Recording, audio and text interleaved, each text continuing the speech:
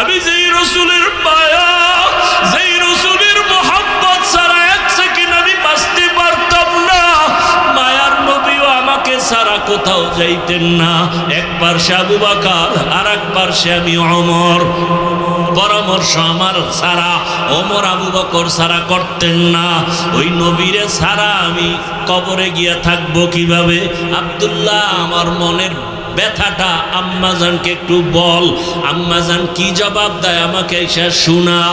যখন ওমর এই কথা বলি আব্দুল্লাহকে পাঠায়, আব্দুল্লাহ গিয়ে আম্মাজান আয়েশার কাছে যখন বলতেছেন, আম্মাজান শুইনা চিন্তায় পড়ে গেলেন যে এখন তো আমি একটু খোলামেলা চলি, কারণ আমার স্বামী রসুল নিচে আর আমার বাবাজান আবু বকর। ওমর যদি আসে সে তো ভিন পুরুষ, আমার হুজুরে আসলে আমি কোথায় যাব, কেমনে চলবো? তখন তো আমার চলাফেরা একটু হিসাব করতে হবে। আম্মাজান বলে, আব্দুল্লাহ তোমার বাবারে জানায় দাও, আমি একটু চিন্তা করে বলবো। যখন এ কথা বলিয়া দিল ওমর পেরেশান হয়ে গেলেন। যদি সুসংবাদটা পাইতাম কলিজা ঠান্ডা হয়ে যাইত। এবার ওমর এই চিন্তা করে আর আল্লাহর কাছে দোয়া করেন। একদিন ওমর মসজিদে নববীতে ফজরের ইমামতিতে দাঁড়াইলেন। দুশমন নামাজের ভিতরে পায়ের উপরে আঘাত করলো, ওমর পড়ে গেলেন। ওই দিনটাও ছিল মুহররম মাসের 1 তারিখ। কি মুহররম? মুহররমের 1 তারিখ ছিল।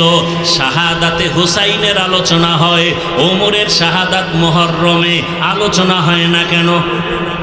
খবর নাই, জাতির আবেগে দৌড়ায়, বিবেক দুর্বল হয়ে গেছে। ওমর পড়িয়া গেছে, রক্তক্ষরণ হচ্ছে। হঠাৎ সবাই ধরাধরি করলো, নামাজ শেষ করতে না পেরে ওমরের টেনে পেছনে আনলো। ওমর বলতেছে আব্দুল্লাহকে, বাবা আমার বোধহয় বিদায়ের সময় আসছে, আমারে আঘাতটা কি মুমিনে করছে না বেঈমান? নাম যখন কইছে আলহামদুলিল্লাহ, আমি তো চাইছি আমি শহীদি মরণ। বেঈমানের আঘাত যখন আসছে আমার মরণটা তো শহীদ, কিন্তু আমার মনে একটা দুঃখ। আম্মাজানের কাছে বিদায় বেলা আর একবার যাও, আম্মাজান তো আমাকে ওয়াদা দেয় নাই, এখন বিদায় বেলা জিজ্ঞাসা করু আমার দাফনটা কি মায়ার রসুলের কাছে হবে নাকি? আব্দুল্লাহ দৌড়ায় চলে গেলেন আম্মাজান আয়েশার কাছে।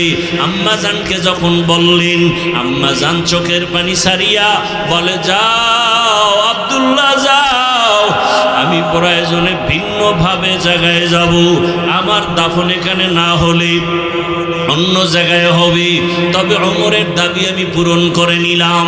ওমর শুইনা খুশি মনে কালেমা পড়ে দুনিয়ার থেকে চলে গেলেন। রসুলের পার্শ্বে দাফন।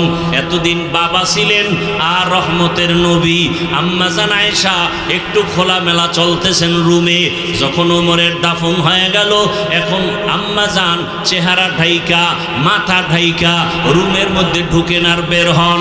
কি ব্যাপার? একজনে জিজ্ঞাসা করি, কয় আপনি এমন কেন তো করেন, আগে করেন নাই? কয় এখন তো ওমর, আমার তো একটু পর্দার দিয়ে নজর বেড়ে গেছে। এতদিন আব্বা ছিল, টেনশন ছিল না, রহমতের নবী ছিল, কোনো পেরেশানি ছিল না। এখন তো ওমর, আমার তো একটু পর্দার খেয়াল বেড়ে গেছে।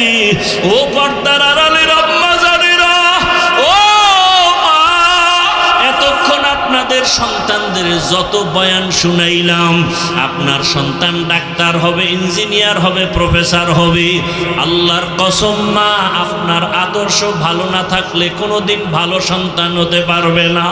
আমি দাবি একটা করেছি, সন্তান যেন বেয়াদব না হয়, তার আচরণে কোনো মা বাপ যেন কষ্ট না পায়।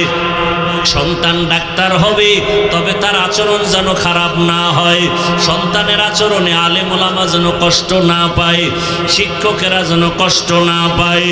এমনটা যদি সন্তান ইঞ্জিনিয়ার হতে হয়, এমনভাবে আদবওয়ালা ডাক্তার যদি হতে হয়, মায়ের আদর্শ ভালো না হলে সম্ভব না। এরে আম্মা জান, আপনাকে আল্লাহ এত সম্মান দান করেছেন। রহমতের নবী আসিয়া 25 বছর বয়সী বড়া যৌবনে বিধবা নারী আম্মা জান খাদিজাকে বিবাহ করলেন। দুইজন স্বামী বিদায়ের পরে রসুল আসলেন, সন্তানও আগে হয়ে গেল। এরে নবীর উম্মতের দল, আল্লাহ এত মর্যাদা আপনাদের বাড়ায় দিলেন রসুলের মাধ্যমে। এরে আম্মা জান, আপনারা নবীদের মায়ের মতো এত দামি, সাহাবায়ে কেরামদের মায়ের মতো আপনারা, আম্মা জান আয়েশার মতোই নারী, ফাতেমা রাদিয়াল্লাহু আনহার মতো নারী, আপনারা তো আলেম ওলামা হাফেজে কোরআনের মায়ের মতোই দামি। এরে আম্মা জান, আপনার মতো কত মা এই এলাকায় এখনো আছে, বেপরদায় চলে না, মোবাইলে সময় নষ্ট করে না, স্বামীর মাল হেফাজত করে, খেয়ানত করে না। আম্মা জানেরা, আপনারা কেন পারবেন না? মনে কি চায় না একটা ভালো বাপ সন্তানের মা হবেন, ভালো আদর্শমান ইঞ্জিনিয়ার সন্তানের মা হবেন, একজন ভালো সন্তানের মা হইয়া অন্ধকার কবরে যাবেন, আপনার স্বামীর নেক দোয়া নিয়ে কবরে যাবেন। আপনার ব্যাপারে কেউ যেন খারাপ বলতে না পারে যে মহিলাটা স্বামীর সাথে ভালো আচরণ করে নাই, মহিলাটা মোবাইলে সময় নষ্ট করেছে, এমন কথা যেন বলতে না পারে। মনটাকে বুঝাইয়া একটু তওবা কি করতে পারবেন না? মনের বুঝায় বলবেন, রে মন, আমার স্বামীর মাল আমি হেফাজত করব, স্বামী চলিয়া গেলে সম্পদ তো আমারই হবে। সন্তান যদি চিন্তা করে বাবায় মারা গেলে সম্পদ তো আমার হবে, এই চিন্তা যেই সন্তান করবে ওই সন্তান বাবার মালের খেয়ানত করবে না, গুনার পথে বাবার মাল খরচ করবে না। ও যুবক বাবারা, তোমার মতো যুবক তাকায় দেখো, স্কুলে পড়ে, কলেজে পড়ে, চাকরি করে, ব্যবসা করে, র্যাব, আর্মি, পুলিশ, বিডিআরের চাকরি করে, 5 ওয়াক্ত নামাজি, তুমি কেন পারো না? রাস্তায় গাড়ি চালায়, নদীতে মাছ ধরে, জমিনে কাজ করে, 5 ওয়াক্ত নামাজি।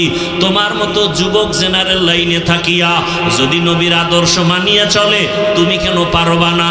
আমি কিন্তু আবারও বলছি, আমি কিন্তু একবারও বলি না চরমনাই যাও, উজানি যাও, পীরের কাছে যাও, তাবলিগে যাও, কওমি মাদ্রাসায় যাও। আমি কিন্তু উল্টা বলছি, ডাক্তার হও, ইঞ্জিনিয়ার হও, প্রফেসর হও, চাকরিজীবী হও, র্যাব, আর্মি হও, কোনো বাধা নাই, এমপি মন্ত্রী হও, দাবি একটা, বেয়াদব হইবা না। তার মানে বলে দিছি, মা বাবা তোমার সম্পদ, বেয়াদবি করলে মরার আগে ধ্বংস। তার মানে মরবা না, ভুগতে ভুগতে কষ্ট পাইয়া পাইয়া জুতার বাড়ি, জায়গায় জায়গায় বেইজ্জতি। শিক্ষকের সাথে বেয়াদবি করবা না, কারণ তোমার জীবন সফলতার তিনি একটা চাবি। শিক্ষক আমাকে এখানে বসাইছে, আমার আব্বা আম্মা শুধু দোয়া করছে, কিন্তু আমারে বয়ান শিখাইছে আমার শিক্ষকেরা, ঠিক নেই? আমার কলম দিয়া দস্তকাত আমার মায়ে শিখায় নাই, আব্বা শিখায় নাই, শিক্ষক আমাকে শিখাইছে। আমি আরবি কথা বলি, তেলাওয়াত করি, আমি বাংলা কথা বলি, আমি ইংলিশে কথা বলি, সব আমার শিক্ষকের অবদান, ঠিক নেই? অতএব শিক্ষকের সাথে বেয়াদবি করা যাবে না। ওলামায়ে কেরামের সংস্রব পাইয়া আলেম ওলামা আল্লাহওয়ালাদের নেক নজর পাইছি, যে কারণে বয়ানের মধ্যে টাকা দেওয়া হবে না, খানা দেওয়া হবে না। দীর্ঘ রাত পর্যন্ত তোমরা এখানে বসে আছো যুবক বাবা, খানাও দেওয়া হবে না, টাকাও দেওয়া হবে না। এরপরও কেন বসে আছো? আমি হাফিজুর রহমানের তো কোনো এলেম নাই, কোনো আমল নাই, কোনো ডিগ্রি নাই, বাবা বড় কষ্ট করে লেখাপড়া করছি, এরপরও তোমরা কেন বসে আছো জানি না। আমার মনে হয় আল্লাহর খাস ওলিদের ডাক দোয়া, আল্লাহওয়ালাদের নেক নজর যত লাগবে, কথার মধ্যে মায়া বাড়বে, আকর্ষণ বাড়বে, আর কিছুই না। ও আল্লাহর বান্দা, জান্নাতের বয়ান শুধু বলছি, দেখাইতে পারি নাই। জাহান্নামের বয়ান শুনাইছি, হাতে ধইরা দেখাইতে পারি নাই। এই হাওয়ার উপরে কথাগুলো শুই না, কেমন যেন তোমার এখন আর মন খারাপ হয়ে গেছে। আরে আমি কি জাহান্নামী হয়ে গেলাম নাকি?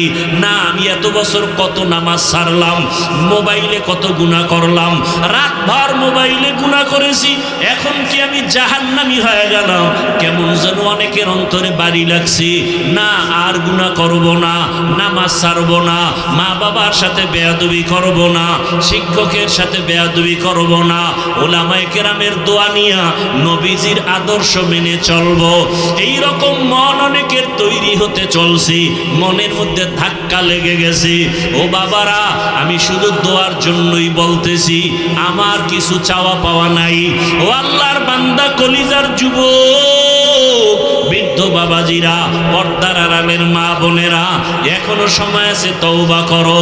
মদিনার নবীর আদর্শের মালা গলায় লাগাও, 5 ওয়াক্ত নামাজ পড়ো, মা বাবার দোয়া নাও, আল্লাহর কাছে মনে মনে তওবা করো। কাউকে শোনানো দরকার নাই, মনে মনে বলো আল্লাহকে, হে আল্লাহ, জীবনে কত দাড়ি কাটলাম, নামাজ ছাড়লাম, বেপরদায় চললাম, পার্কে পার্কে ঘুরলাম, সিনেমা হলে গেলাম, কত চরিত্র নষ্ট করলাম। আজকে থেকে তওবার নিয়ত করলাম, আর গুনাহ করব না, আর বেয়াদবি করব না, স্কুলে পড়লেও আর নামাজ ছাড়ব না, ডাক্তার হব, নামাজ ছাড়ব না, ইঞ্জিনিয়ার হব, নামাজ ছাড়ব না। আল্লাহর মোহাব্বত নিয়ে ওমরের মতো যদি মেজাজ নিয়ে বসো, গুনাহ অবস্থায় তওবা যদি করতে পারো, মুনাফিকি যদি না থাকে, জীবনে তোমার আমার মতো যুবক যদি স্কুল কলেজে জেনারেল লাইনে থাকিয়া নবীর আদর্শ মতে নামাজ পড়ে, আমি তুমি কেন পারবো না, এই কথাটা মনে ঢুকাইয়া তওবার নিয়ত যদি করতে পারো, খাঁটিভাবে মুনাফিকি না থাকে, খাঁটি তওবার নিয়ত যদি থাকে, দুটো হাত আমার আল্লাহকে দেখাইয়া দাও। আয় আল্লাহ, হাতগুলো কবুল করে নেন, তওবা কবুল করে নেন, তওবার উপরে মজবুত হইয়া চলার মতো তৌফিক দান করেন, আমিন। অন্য সময় আপনারা যেই দোয়া করতেন, এখন 1000 কোটি গুণ দোয়া বেশি দরকার একটা বিষয়ের জন্য, যে আল্লাহ ওলামায়ে কেরামকে এক বানায় দাও। বরং ওলামায়ে কেরাম এক হতে না পারে, সেজন্য কোটি কোটি টাকা ব্যয় করা হচ্ছে বিভিন্ন চক্রের মাধ্যমে। ওরা টাকা খাওয়াইয়া লোক লাগায় দিছে, 2 আলেমের মাঝখানে ফাটল ধরো, আলেম এক হলে আমগো নাস্তিকতার জাতা কলে আমরা মরে যাব। কারণ আজকে যদি আল্লাহর জাতের উপরে শপথ করে বলছি, আমার দেশের আলেম সব এক হয়, বাংলাদেশের জমিনে দাঁড়িয়ে কোনো নাস্তিক, কোনো বেঈমান, কোনো মুনাফিক আলেমের দিকে তাকায় কথা বলার সাহস পাবে না।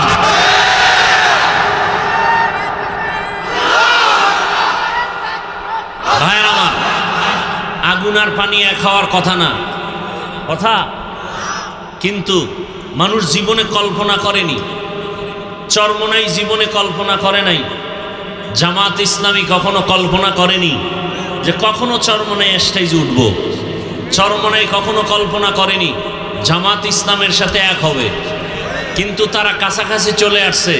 যাদেরকে নিয়ে টেনশন ছিল না, তাদের নিয়ে টেনশন। কথা ঠিক? আল্লাহ হেদায়াত দান করুন। আরো আস্তে করে বলেন, আল্লাহ হেদায়াত দান করুন। পিঠ রেডি করেন পিঠা খাওয়ার জন্য, পিঠা খাওয়ার জন্য আমরা নিজেরা দায়ী।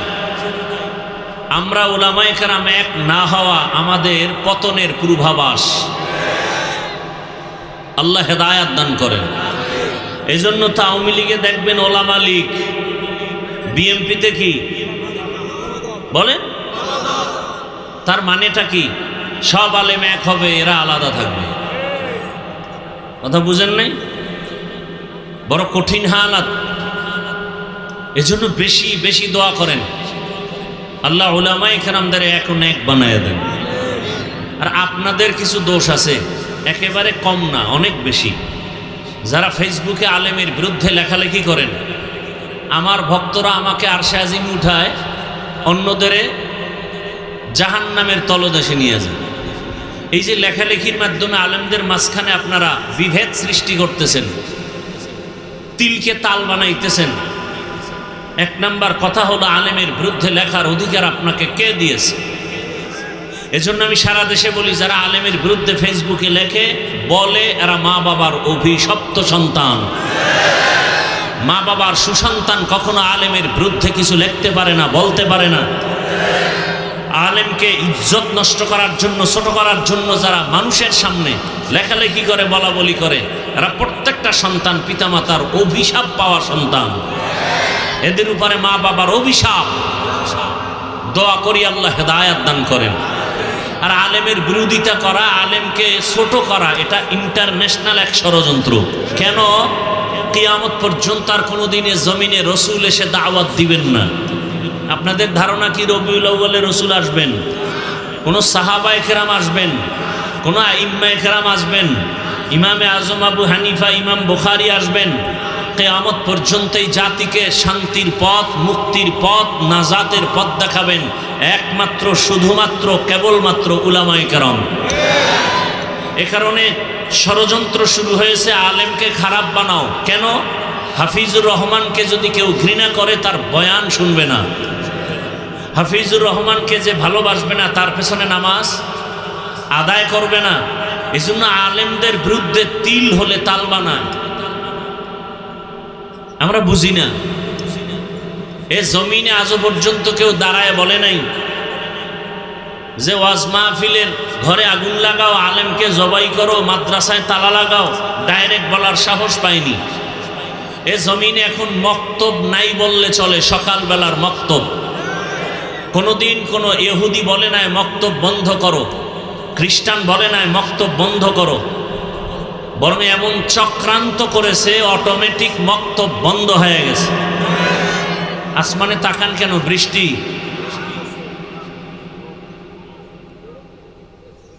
এদিকে খেয়াল করেন ভাইরা আমার, খুব কঠিন, খেয়াল করেন। তাহলে মক্তব বন্ধ হয়েছে এমন কৌশল। কি কৌশল? এটা কৌশল না, আমি বলি এটাকে অপকৌশল। কৌশল না অপকৌশল? অপকৌশল। কি সে অপকৌশল? সকালবেলা বাচ্চারা মক্তবে যাবে, বহু চিন্তা ভাবনা করে সেই টাইমে স্কুলের টাইম দেওয়া হয়েছে। কি হলো ফলাফল? মুয়াজ্জিন সাহেব যখন আজান দিতে উঠবেন, আম্মাজান উঠবেন সন্তানকে কেজিতে পাঠাবার জন্য। সুবিধা কি? আসা যাওয়ার গাড়ি ফ্রি, বই ফ্রি, নাস্তা ফ্রি। কথা ঠিক? এখন সকালবেলা বাচ্চারা স্কুলে যায়, মক্তব নাই। বন্ধ করো বলা লাগেনি, অটোমেটিক মক্তব বন্ধ হয়েছে। আমরা অনেকে বুঝি না। আল্লাহ আমাদের সহি বুঝ দান করেন। ইনশাআল্লাহ তো বেশি বেশি কি পড়ব? দরুদ শরীফ কতবার প্রতিদিন?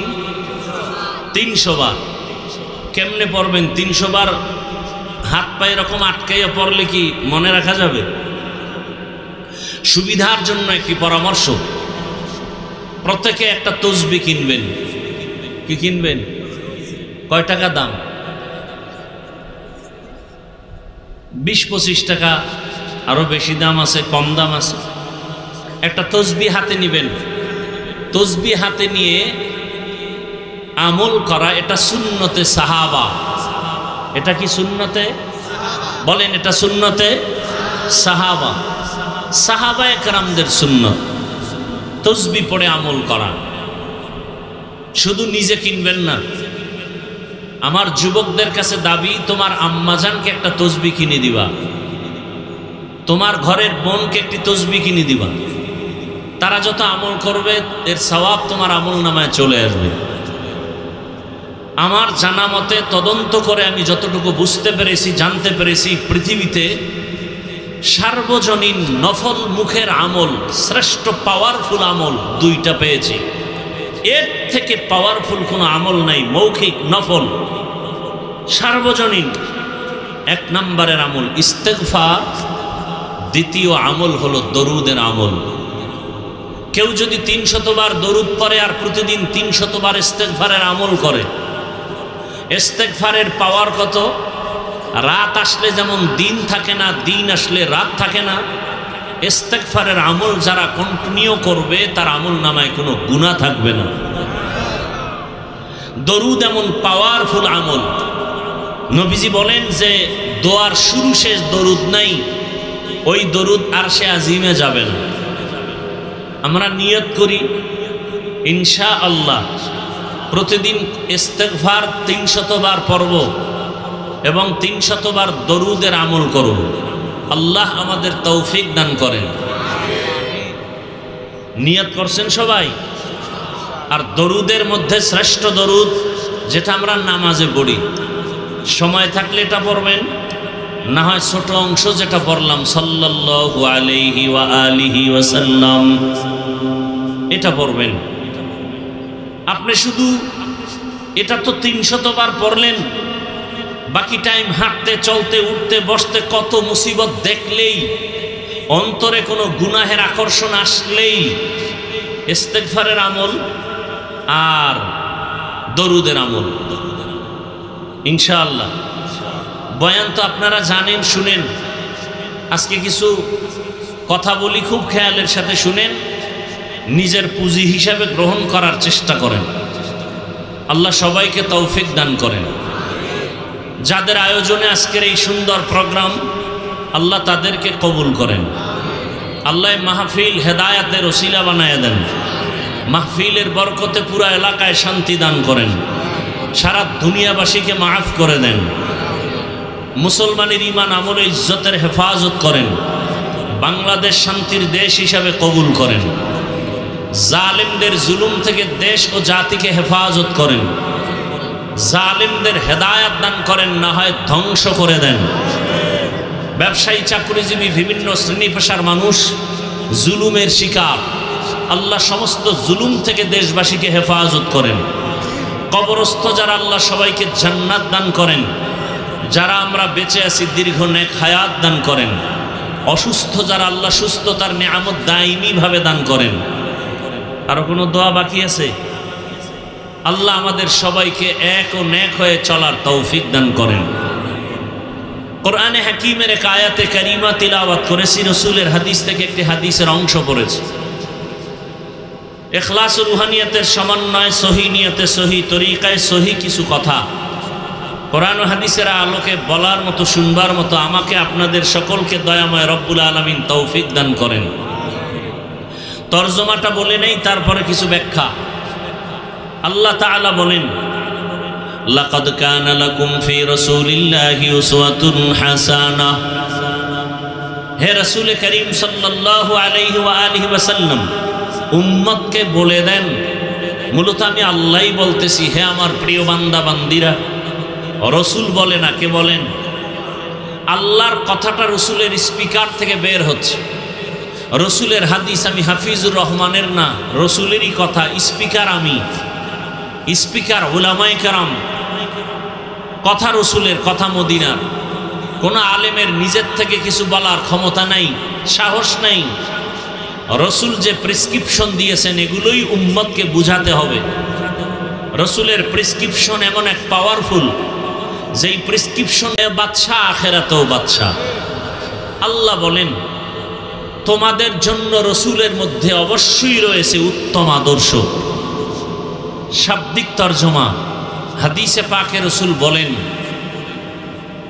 আমি দুটো জিনিস তোমাদের মাঝে রেখে বিদায় নিচ্ছি এবং চ্যালেঞ্জ দিলাম, ওই দুই জিনিস যারা আঁকড়ায় ধরবে, তাদের ঈমানও যাবে না, সম্মানও যাবে না।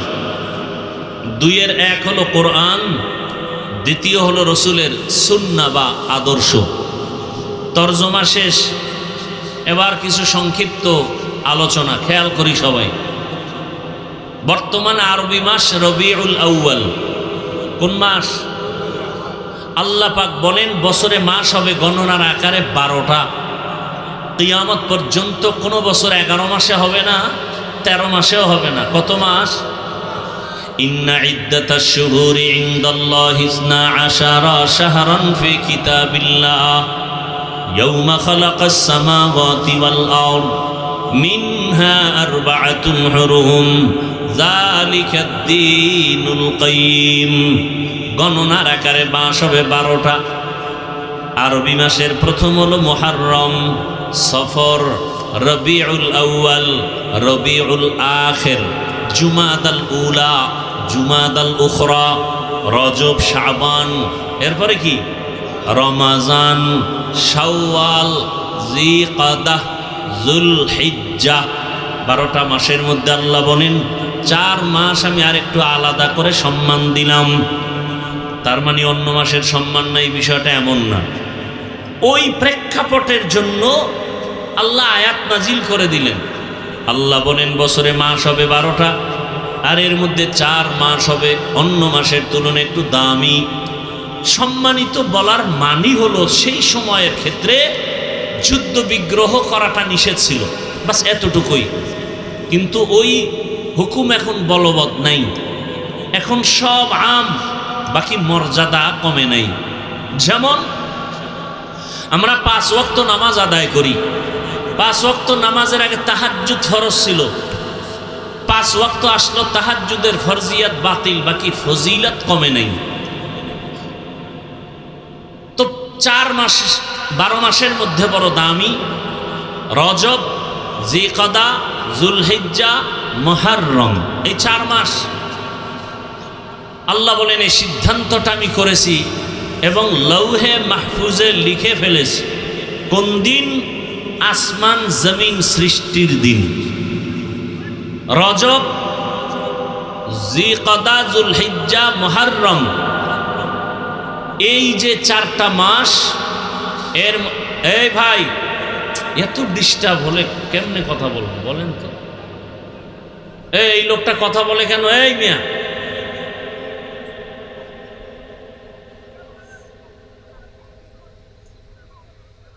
ভালো করতে গিয়ে এই যে ডিস্টার্বটা করলা, কি লাভ?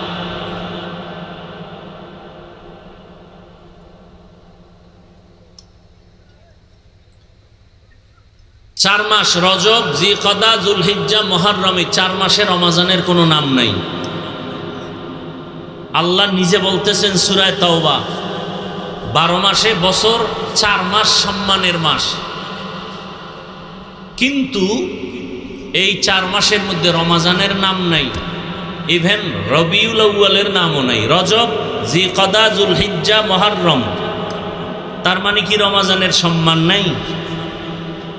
এ বিষয়ে আবার আমি রমজান সম্পর্কে আলোচনা করেছি, সেখানে বিস্তারিত। রবিউল আউয়াল আলোচনার একটা মাস কেন? উলামায়ে কেরাম লিখেছেন আরবি মাসের নামগুলো মুখস্থ রাখা মুমিনের জন্য ওয়াজিবে কিফায়া, এবং এই মাসের নামগুলো আল্লাহ নিজে রেখেছেন, একাধিক নাম,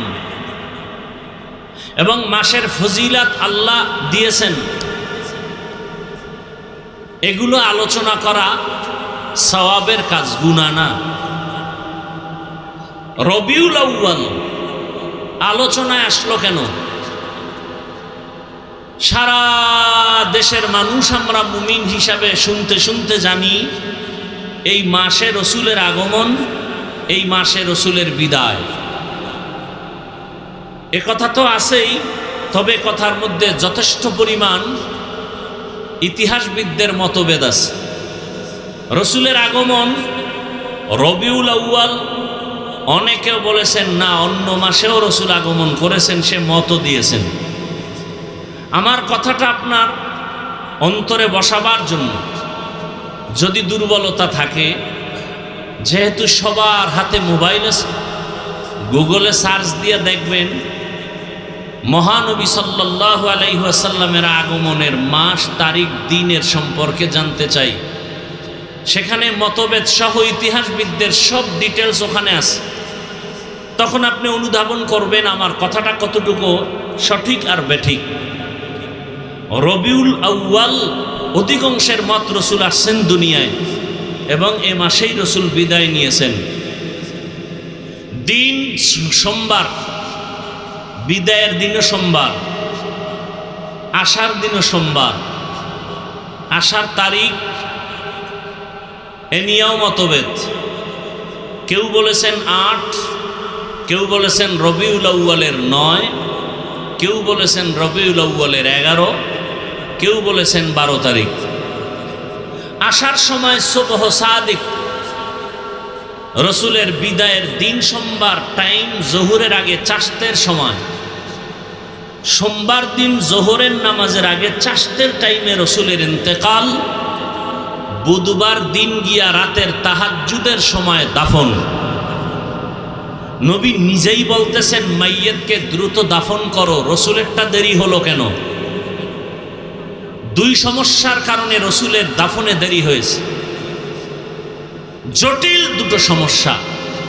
এই সমাধানে আসতে সময় লাগছে সোমবার, মঙ্গলবার, বুধবার সারাদিন, রাতের তাহাজ্জুদে দাফন। ওই দুই সমস্যার সমাধান পাওয়ার পরে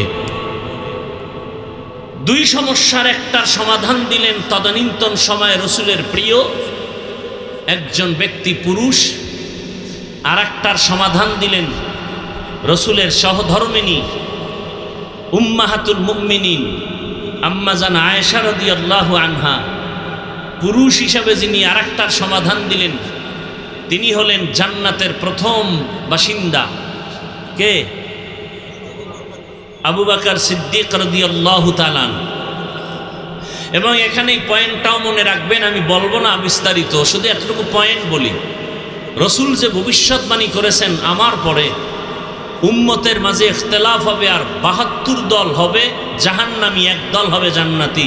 সেই ৭২ দলের সূত্রপাত হয়েছে রসুলের ইন্তেকাল থেকে দাফনের আগেই ফাঁকে সময়। ৭৩ দল তৈরি হয়ে গেছে। ৭৩ দলের মূল যারা এরা তৈরি হয়ে গেছে রসুলের ইন্তেকাল থেকে দাফনের আগ মুহূর্তে।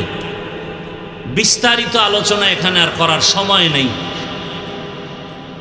এবার রসুল কবে আসলেন, কেন এবং দিন কত তারিখ, এগুলো নিয়ে মুমিনের জানার তেমন কোনো মজবুত বিষয় না। মুমিনের এখান থেকে জানার বিষয় কি, নবী কি নিয়ে আসলেন আর আমাদের উম্মতের কি দিয়ে চলে গেলেন, এটা হলো আসল বিষয়। তবে এখানে আরেকটু কথা আমি বলে রাখি, আমরা সবাই জানি রসুলের আগমন, কিন্তু রবিউল আউয়ালে ইসলামের জন্য আরো মহা সুসংবাদ। কি? ভেলাদাতুন নবী সাল্লাল্লাহু আলাইহি ওয়াসাল্লাম। রবিউল আউয়ালে শুধু রসুলের ভেলাদাত না, রসুলকে যে রিসালাত দেওয়া হলো, কিতাব দেওয়া হলো, তাও রবিউল আউয়াল ছিল। রসুল বেঈমানের তাড়নায় পড়ে জন্মভূমি ত্যাগ করে ইসলামের ইতিহাসে এক বড় পাওয়ারফুল মুসলমানের সুসংবাদ, কষ্টের মাঝেও শান্তি, তা হলো মক্কা থেকে মদিনাতুল মুনাওয়ারার হিজরত। সে হিজরত হয়েছে রবিউল আউয়ালে। রসুলের ভেলাদাত রবিউল আউয়াল, রসুলের রিসালাত রবিউল আউয়াল, রসুলের হিজরত রবিউল আউয়াল, রসুলের রেহলাত বা ওয়াফাত রবিউল আউয়াল। কয়টা জিনিস পাইলাম? কথা বলতে হবে। 4টে জিনিস পাইছি রবিউল আউয়ালে: ভেলাদাত, রেসালাত, হিজরত, ওয়াফাত বা রেহলাত। রসুলের আগমনে কি পেয়েছি, ভেলাদাতে কি পেয়েছি, সমস্ত উলামায়ে কেরাম লিখেছেন রসুলের মিলাদ যাকে বলি, ভেলাদাত বলি, দুনিয়াতে আসছেন। রসুলের আশাতে এ দুনিয়াবাসী, মক্কাবাসী মুমিনরা পেয়েছি আজাদিয়াত, অর্থাৎ মুক্ত স্বাধীনতা। বিস্তারিত বলতে গেলে অনেক সময় আবুল আহাব তার দাসীকে মুক্ত করে দিল, পারস্যের অগ্নি নিভে গেল, জুলুম বন্ধ হয়ে গেল, মানুষ স্বাধীনতা লাভ করল। রেসালাতের দ্বারা পেয়েছি শরিয়াত, অর্থাৎ জীবনকে গড়ার এক মূল থিম। হিজরতের দ্বারা পেয়েছি মদদ, নুসরত, আল্লাহর সাহায্য। বদরের যুদ্ধ, উহুদের যুদ্ধ, খন্দকের যুদ্ধ, যুদ্ধের মাঝে আল্লাহ ডাইরেক্ট সাহায্য করেছেন। মুসলমান বাড়ি করার সুযোগ পেয়েছে, ঘর করার সুযোগ পেয়েছে, ওপেন নামাজ আদায় করেছেন, দাওয়াতের কাজ শুরু হয়ে গেছে, গনিমতের মাল পেয়েছেন, নিজেরা মোটামুটি একটু স্বাচ্ছন্দ্যে জীবনযাপন করার সুযোগ পেয়েছেন। তাহলে হিজরতের দ্বারা নুসরাত বা আল্লাহর মদদ, সফলতার জীবন। আর রসুল চলে যাওয়ার পরে আমরা কি হাদিয়া পেয়েছি? আমরা রসুলের ইন্তেকাল বা ওয়াফাত বা রেহলাতে পেয়েছি নিজামে খেলাফত, অর্থাৎ একজন বক্তা, একজন মসজিদের ইমাম, একজন রাষ্ট্রের ইমাম না থাকলে সেখানে কি করতে হবে, পরবর্তী খলিফা কিভাবে নিযুক্ত করতে হবে, আল্লাহর রসুলের ইন্তেকালে আমরা সেই খেলাফতের নিয়ম নীতি পেয়েছি। কিভাবে খলিফা নির্দিষ্ট করতে হবে, ইমাম বানাতে হবে, যে আব্রাহাম লিঙ্কনের আদর্শ না মাও সেতুনের আদর্শ না লেনিনের আদর্শ। এখানে আদর্শ হবে রহমাতুল্লিল আলামিনের আদর্শ। রসুলের ইন্তেকাল হয়ে গেল, উম্মতের জন্য মাপকাঠি চলে আসলো খেলাফতে রাশেদা, খুলাফায়ে রাশিদিন। নবী বলে গেলেন, আলাইকুম বিসুন্নতি ওয়া সুন্নাতিল খুলাফাইর রাশিদিন আল মাহদিয়িন, আমার সুন্নতের আঁকড়ায় ধরো, আমার খুলাফায়ে রাশিদিনের আদর্শ বা সুন্নতকে আঁকড়ায় ধরো। যদি ধরতে পারো দুনিয়ায় বাদশা, আখিরাতেও বাদশা। খুলাফায়ে রাশিদিন আবু বকর, ওমর, ওসমান, আলী, নবীর আদর্শকে সুন্নত শব্দ বলেছেন। আবু বকর, ওমর, ওসমান, আলীর আদর্শকেও সুন্নত শব্দ দ্বারা রাসূল অবহিত করেছেন। আলাইকুম বিসুন্নতি ওয়া সুন্নাতিল খুলাফাইর রাশিদিন আল মাহদিয়িন। খুলাফায়ে রাশিদিনের সুন্নত আদর্শকে সুন্নত বলার মানে হলো, রাসূল বলে গেলেন, আমি দুইটা জিনিস রেখে গেলাম, আঁকড়ায় ধরো। তারাকতু ফীকুম আমরাইন লান তাদিল্লু মা তামাসসাকতুম বিহিমা, কিতাবাল্লাহ ওয়া সুন্নাত রাসূলি।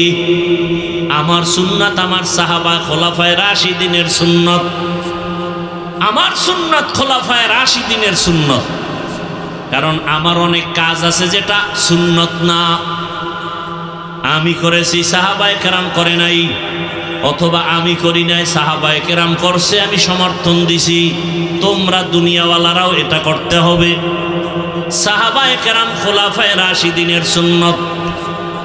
যেমন জুমার দিন 2বার আজান দেওয়া হয়। ওসমান রাদিয়াল্লাহু আনহু 2বার আজান প্রথা চালু করলেন।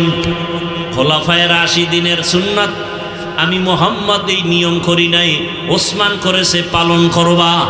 আলাইকুম বিসুন্নতি ওয়া সুন্নাতিল খুলাফাইর রাশিদিন আল মাহদিয়িন। আমার এরা খলিফা, আমার এরা ছাত্র। কেমন ছাত্র? বলে রাশিদিন, এরা পথ প্রদর্শক। কেমন পথ প্রদর্শক? মাহদিয়িন, এরা হেদায়াত প্রাপ্ত। সুবহানাল্লাহ, না এরা হেদায়াত প্রাপ্ত। রহমতের নবী বলেন, আসহাবি কান্নুজুম, আমার এক একজন সাহাবী আকাশের এক একটা নক্ষত্রের মতো। তার মানে বর্তমানে উদাহরণটা দেওয়া বড় সহজ।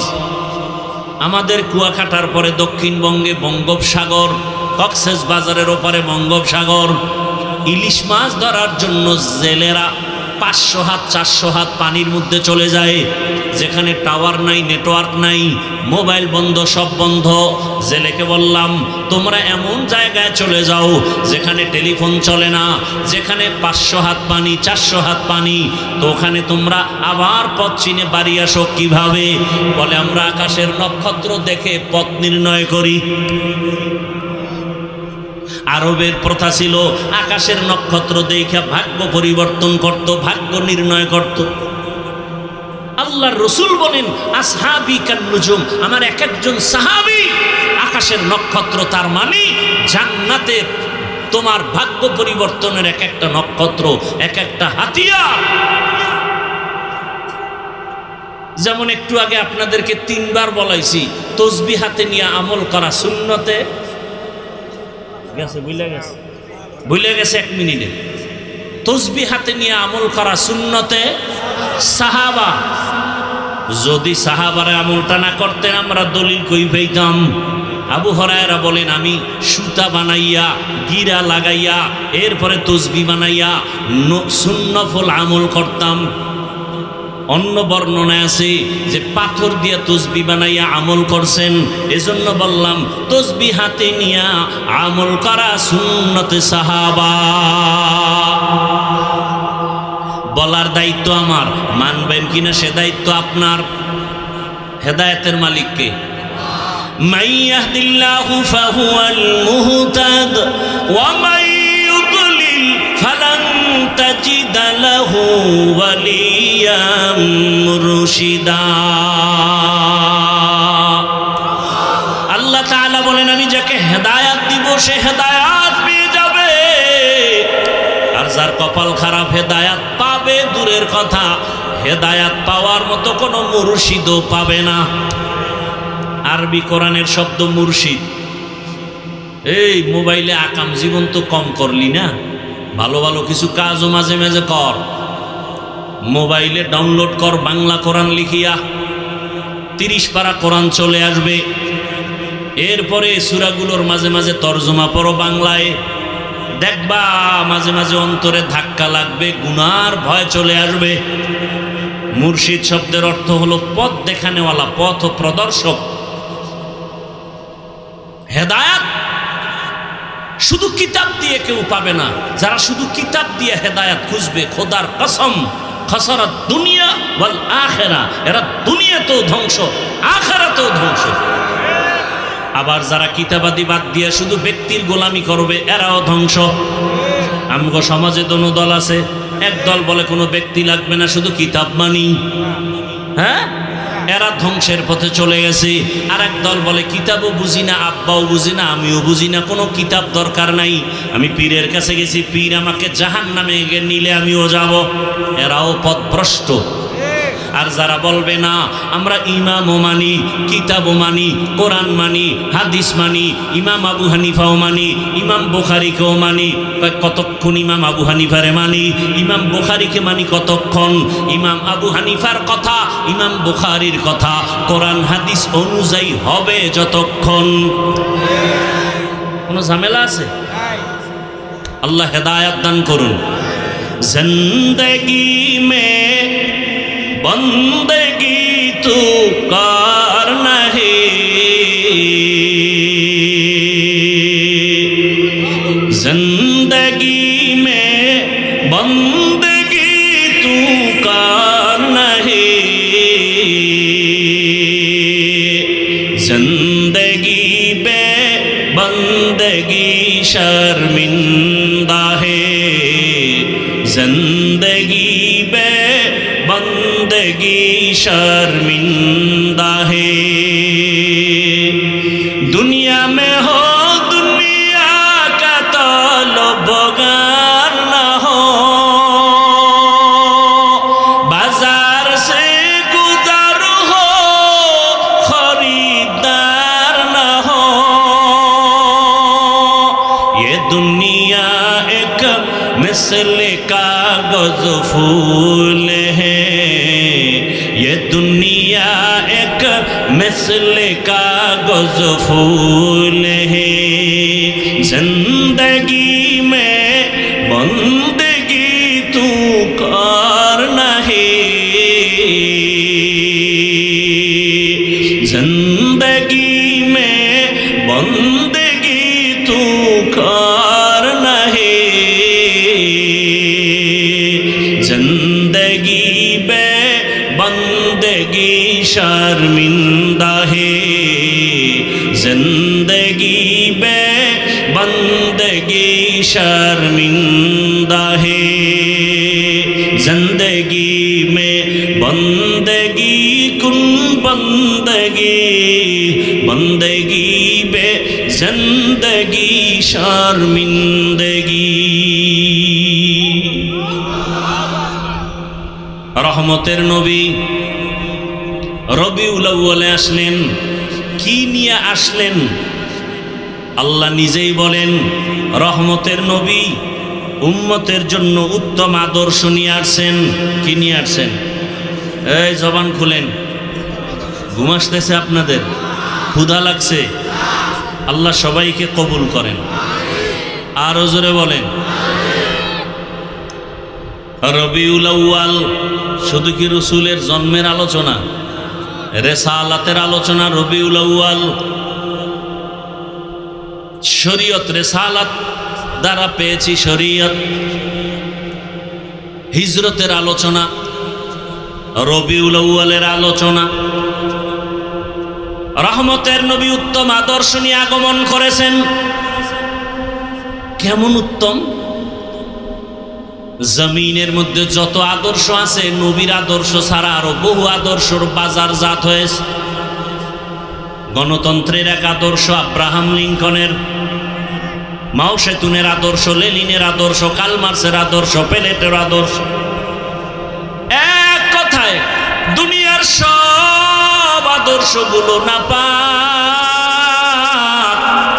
একমাত্র মদিনাওয়ালা রসুলের আদর্শই হলো পাক। এখানে আপনারা অনেক আল্লাহর বান্দা, শিক্ষিত মানুষ, কেউ যদি সাহস নিয়ে দাঁড়াইয়া বলতে পারেন, আমি আমার ইমানের কথা বলতেছি, কেউ যদি বলতে পারেন হাফিজ ভাই রসুলের আদর্শ থেকে দামি আদর্শ শেখ মুজিবুর রহমানের ভিতরে আছে, আমার কথা শুনেন। নাউজুবিল্লাহ আগে বলেন কেন? আমি কি বলতে চাই শুনে। আপনি নাউজুবিল্লাহর কোনো বেইল আসেনি? মিয়া ফজর পড়েন নাই, জহুর পড়েন নাই, আসর পড়েন নাই, মাগরিব পড়েন নাই, এশা পড়েন নাই, আপনি আশেকে রসুল, আপনি নাউজুবিল্লাহর ভ্যালু কি? ওয়াজের আগেও বিড়ি, মোনাজাতের পরেও বিড়ি, আপনি নাউজুবিল্লাহ বললেও কি আর না বললেও কি? আল্লাহ হেদায়াত দান করুন। তবে আপনাদের ফতুয়া তো একটা জানা আছে, নামাজ না পড়লেও আপনাদের দিল তাজা। মদিনার রসুল বলেন নামাজ যারা পড়ে না ওরা পৃথিবীর নিকৃষ্ট চোর, আর আপনি বলেন আপনার দিল পরিষ্কার। আল্লাহ হেদায়াত দান করুন। যদি কেউ বলতে পারে শেখ মুজিবুর রহমানের আদর্শ রসুলেরটার থেকেও ভালো, তাহলে আমারটা আমি বলছি, আমি রসুলেরটা বাদ দিয়া তার আদর্শ নিব। খুব খেয়াল করেন, কেউ যদি এখানে দাঁড়ায় বলতে পারেন শিক্ষিত বাবারা রসুলের আদর্শ থেকে জিয়াউর রহমান সাহেবের আদর্শ আরো সুন্দর, তাহলে আমি রসুলেরটা বাদ দিয়া জিয়াউর রহমানেরটা নিব। বলার মতো কলিজা আসেনি কারো? হ্যাঁ, নাই তো নাই। বড় আমার থেকে শুনো, জমিনে যত আদর্শ সব আদর্শ না পাক, একমাত্র মদিনার আদর্শই হলো পাক। আচ্ছা, অনেকটা না পাক কেন? জিয়াউর রহমান সাহেবের আদর্শটাও না পাক, শেখ মুজিবুর রহমান সাহেবের আদর্শ না পাক, আব্রাহাম লিঙ্কনের আদর্শ না পাক, মাও সেতুনের আদর্শ না পাক। কেন? তাদের জিন্দেগিটাই না পাক, তাদের দিমাগটাই না পাক। কে?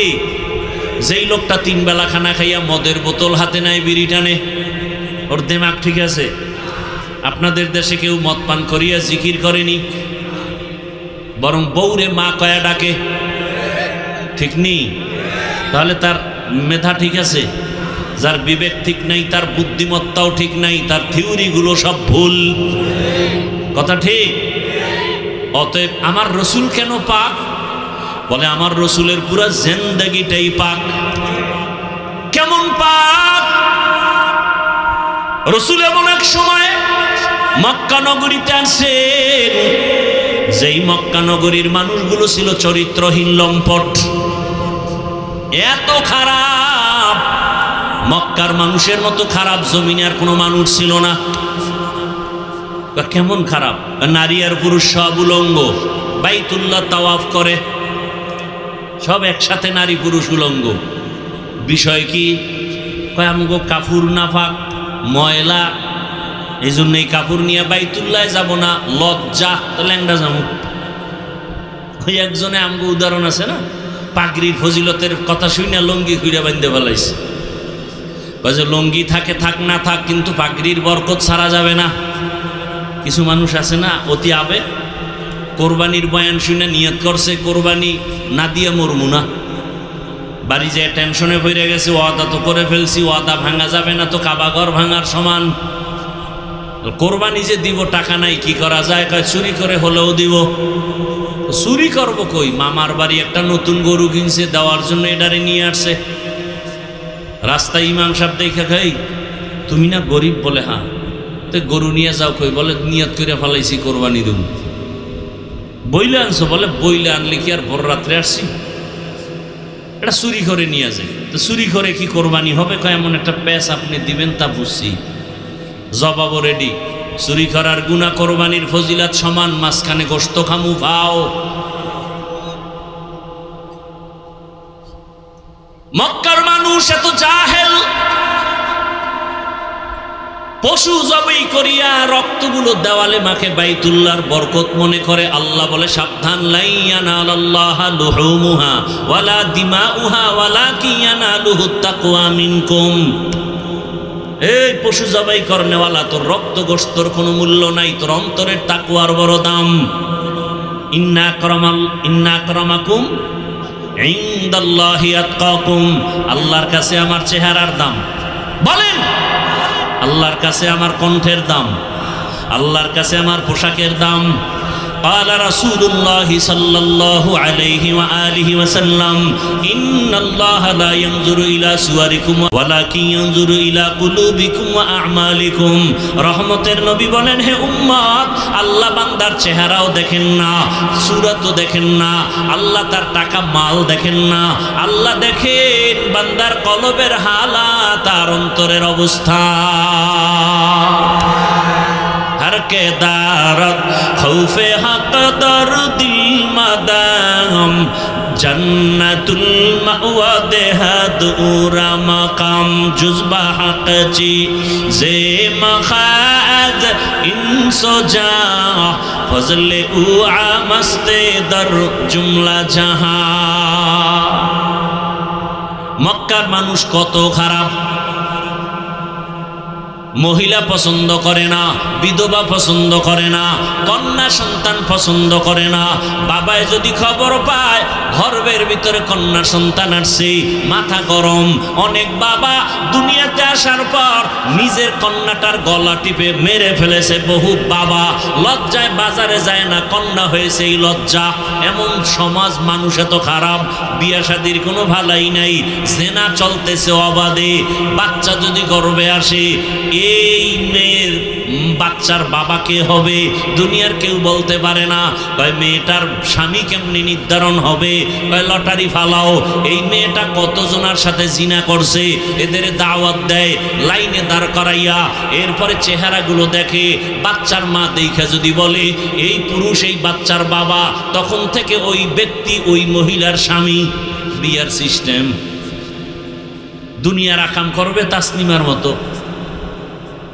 এরপরে তাসনিমা না বলছিল, MBBS ডাক্তার বলে আমি তাসনিমার পেট আমার শরীরের অংশ, আমার পেটে বাচ্চা, আমি যেখান থেকে মনে চায় সেখান থেকে নিব। কি আলহামদুলিল্লাহ, যেখান থেকে মনে চায় সেখান থেকে পেটে বাচ্চা। কুকুরনিরা নিতে পারে, মানুষ নিতে পারে না।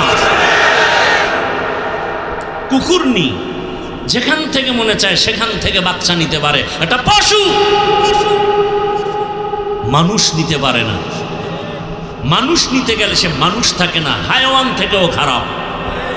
ঘোষণাকার, ওয়ালাকাদ জারানা লিজাহান্নামা কাসীরাম মিনাল জিন্নি ওয়াল ইনস লাহুম কুলুবুন লা ইয়াফকাহুনা বিহা ওয়ালাহুম আ'য়ুনুন লা ইউবসিরুনা বিহা ওয়ালাহুম আযানুন লা ইয়াসমাউনা বিহা উলাইকা কাল আনআমি বাল হুম আযাল উলাইকা হুমুল গাফিলুন।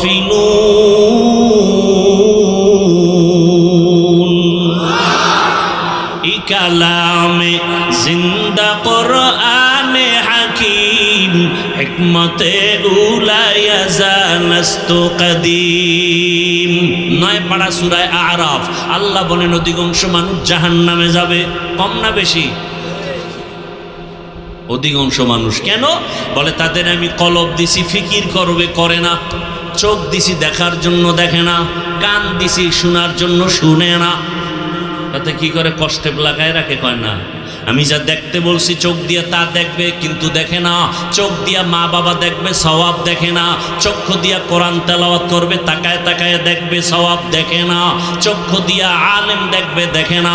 চক্ষু দিয়া আল্লাহর আসমান দিয়ে তাকায় দেখবে, দেখে না। চোখ দিয়া বাইতুল্লাহ তাকায় দেখবে, সওয়াব দেখে না। কি দেখে? ঘুমায়? কয় না, সারা রাত মোবাইল হাতে নিয়া কবিরা গুনাহ দেখে, কবিরা গুনাহ দেখে, কবিরা গুনাহ। কি মিথ্যা বললাম? এরে আমার কলিজার যুবক, কয়দিন আর যৌবনের বাহাদুরি তোরে বাহাদুরি করার যেই মেয়াদ আল্লাহ দিছেন, মোবাইল দেখে সেই মেয়াদ পর্যন্ত তুই যাইতে পারবি না, কারণ তুই টাইমের আগে যৌবন নষ্ট করে ফেলেছ মোবাইলের গুনাহ করিয়া। কথা ঠিক নেই?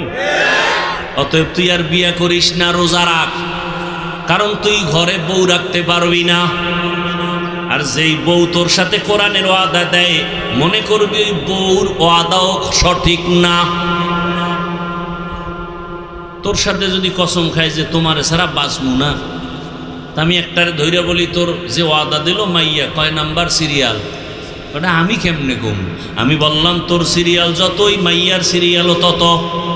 তুই যদি 2 মাইয়ার চরিত্র নষ্ট করে 3য় মাইয়ার সাথে কোরআনের ওয়াদা করো, ওই মাইয়াও 2 পুরুষের চরিত্র নষ্ট করে 3 নাম্বার তোরে ধরেছে, তোরে রাস্তার ফকির বানায়া জাল মিটাবে, কত ধানে কত চাল। আল্লাহ হেদায়াত দান করুন। মা ছাড়বে, বাপ ছাড়বে, মোবাইল ছাড়বে না। কি আল্লাহ মোবাইলের গুনাহ থেকে হেফাজত করেন। এই মোবাইল কি নষ্ট করে নাই বলো তো? তোমরা তো অনেক দামি মানুষ, বুঝদার মানুষ, আমার জ্ঞান কম। বলো তো মোবাইল কি নষ্ট করেনি? তোমার বডি সব শেষ, চোখের পাওয়ার শেষ, কানের পাওয়ার শেষ, হার্ট দুর্বল, কিডনি দুর্বল, চরিত্র নাই, লেখাপড়া নাই, মা বাবার সাথে আদব নাই, সব বেয়াদবি, সবই মূল কারণ মোবাইল। আল্লাহ হেদায়াত দান করেন। রহমতের নবীর আদর্শে উত্তম, মক্কার চরিত্রহীন মানুষ এত খারাপ, অথচ মক্কা কত দামি ঘর। ইন্না আউয়ালা বাইতিন উযিআ লিন-নাস লাল্লাযী বিবাক্কাতা মুবারাকাও ওয়া হুদা, মুবারাকাও ওয়া হুদান লিল আলামিন।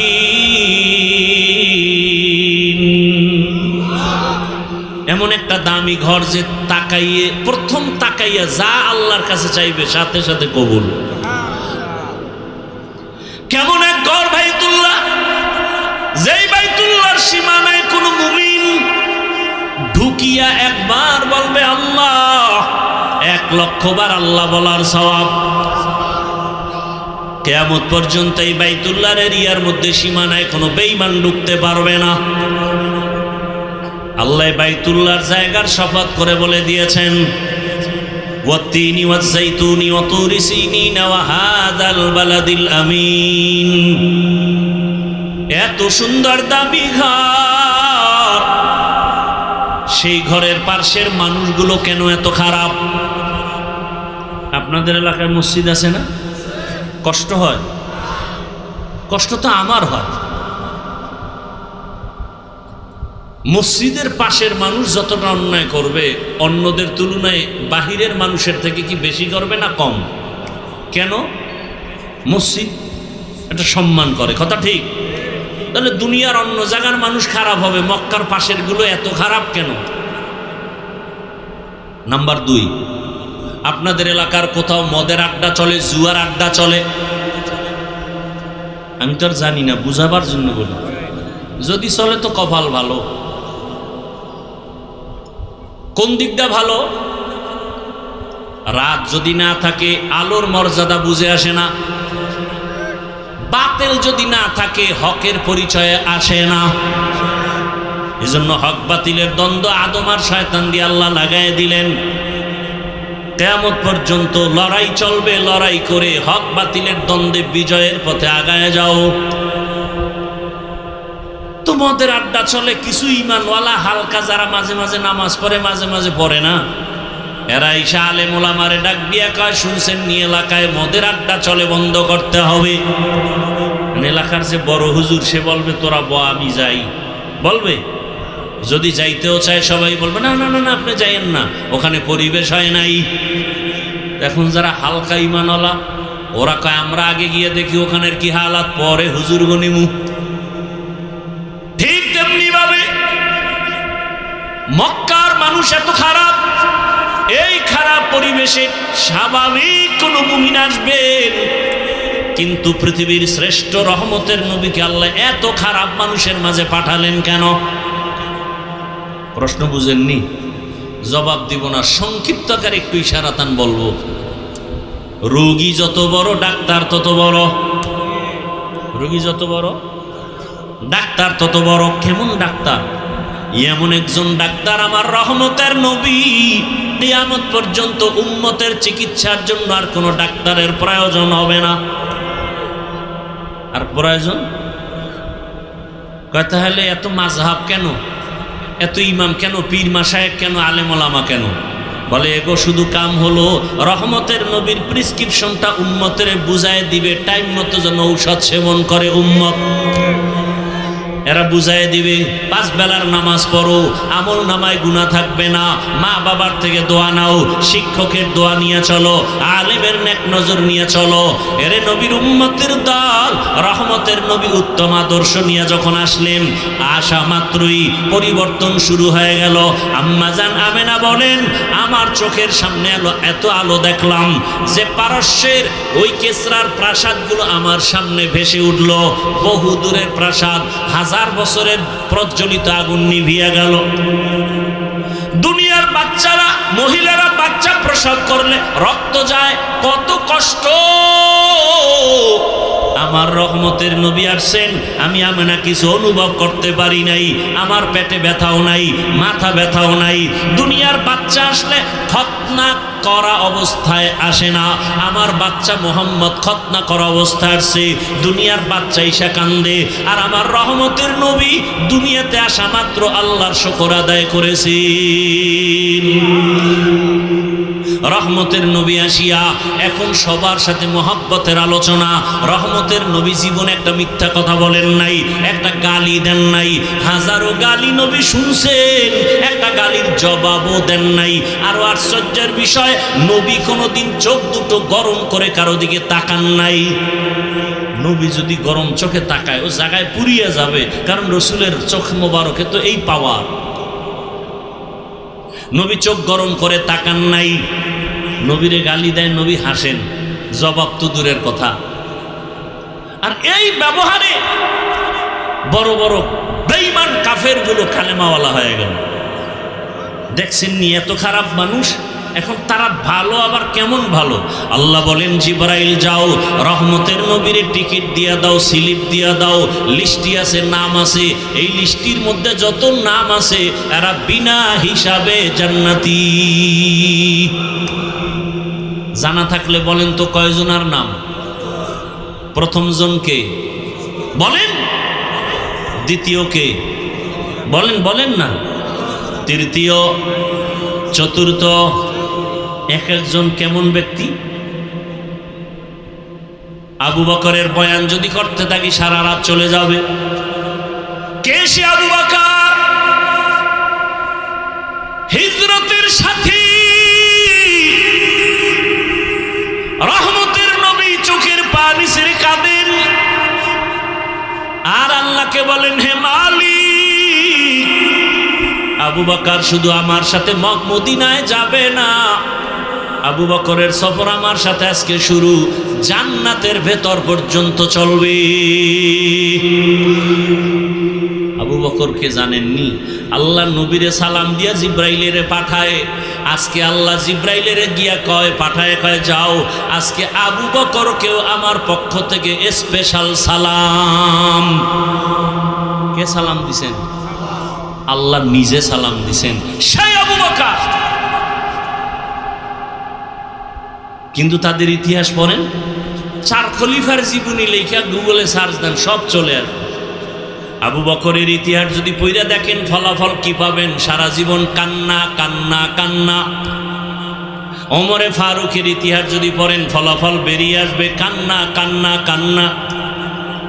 ওসমান জিন্নুরাইনের ইতিহাস পড়বেন, ফলাফল বেরিয়ে আসবে কান্না। হযরত আলীর জিন্দেগি ভর কান্না।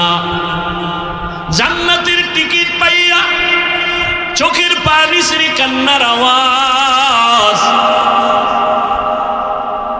আল্লাহর আযাবের প্রতি এত ভয়, যেই রসুলের মারার জন্য তরবারি নিয়ে দৌড়ায় ওমর,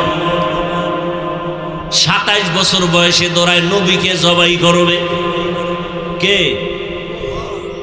রহমতের নবীর সামনে দাঁড়াইয়া তরবারি ফালায় নবীর কাছে ক্ষমা চাইয়া কালেমা পড়িয়া আবার তরবারি হাতে নিল। নবী কইছে হাতটা লাগাও, রসুলের হাতের সাথে ওমরের হাত লাগছে। এই পরিমাণ পাওয়ার আল্লাহ দিছেন। তরবারি নিয়ে ওমর 1 মিনিট আগে ছিল রসুলের দুশ্মন, রসুলকে কাটবে, সেই তরবারি হাতে নিয়ে বলে আসো রসুলের দুশ্মনেরা আমার সামনে। এই বেটারে আল্লাহ কি পাওয়ার দিছে যে এটার নাম শুনলে এখনো শরীরে কম্পন শুরু হয়ে যায়।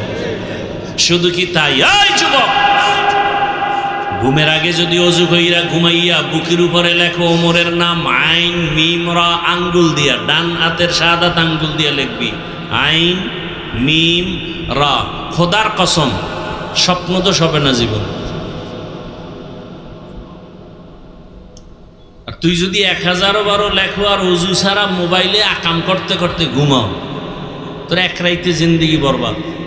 ভালো টিস্যু আনতে পারলেন না কেউ?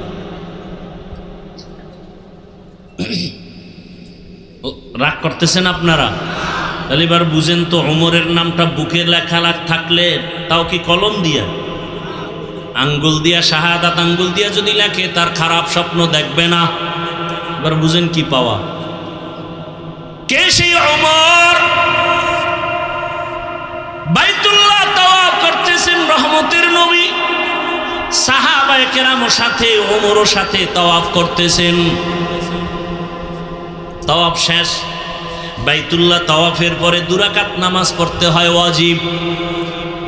নবী পরামর্শে বসলেন, তাওয়াফ হয়ে গেছে, নামাজটা কোথায় পড়বো? নবী বললেই হয়ে যায়, কিন্তু নবী মশওয়ারা করেন। আল্লাহর ওয়ার্ডার, মশওয়ারায় বরকত বেশি। একজন সাহাবী বলেন, আমার মতামত হলো হাতিমে কাবার পার্শ্বে নামাজ আদায় করেন 2 রাকাত। একজনে বলে ঝমঝম কূপের কিনারায়, একজন বলে বাইতুল্লাহর দরজার কিনারায়। ওমর বলেন, আমার মত হলো যেই পাথরের উপরে দাঁড়াইয়া ইব্রাহিম নবী ইসমাইলের দিয়া বাইতুল্লাহ নির্মাণ করছেন, ওই ইব্রাহিম নবীর ব্যবহার করা পাথরটাকে মাকামি ইব্রাহিমি বলে, ওই পাথরের পেছনে নামাজ আদায় করি। পরামর্শ শেষ, নবী সিদ্ধান্ত দেন না, অপেক্ষা আসমান থেকে সিদ্ধান্ত চলে আসবে। জিব্রাইল এসে আয়াত নিয়ে হাজির। জিব্রাইল কয়, আল্লাহ আয়াত দিয়ে বলছেন, ওমর যে মতামত দিছেন আল্লাহ মেনে নিয়েছেন, আপনাকেও মানতে বলেছেন। সেই ওমরের বিরুদ্ধে যদি বর্তমানে কেউ কথা বলে, বিরোধিতা করে, খোদার কসম এর মতো ভণ্ড কেউ নাই, এর মতো বেয়াদব এই জমিনে কেউ নাই। লিকুল্লি শাইইন জিনাতুন ফিল ওয়ারা ওয়া জিনাতুল মারই তামামিল আদাবি।